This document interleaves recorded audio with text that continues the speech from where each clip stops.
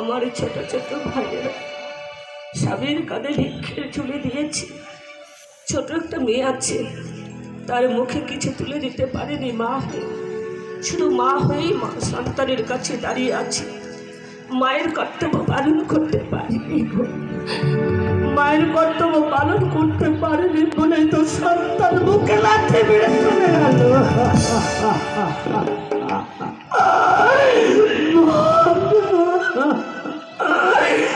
তাই আমার পঙ্গু স্বামীকে নিয়ে আমি তোমাদের কাছে ভিক্ষে হাত বাড়িয়ে দিচ্ছে। অভাবী আপনারা রাত্রে করে পয়সা দিয়ে আমায় সাহায্য, আপনাদের কাছে আমি ভিক্ষে পাচ্ছি গো মায়েরা।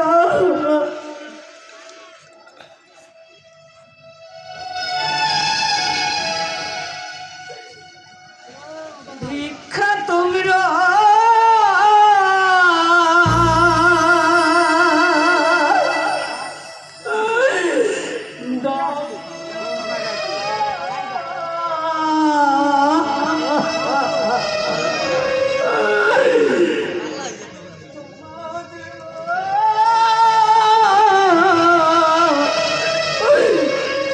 কাছে আসে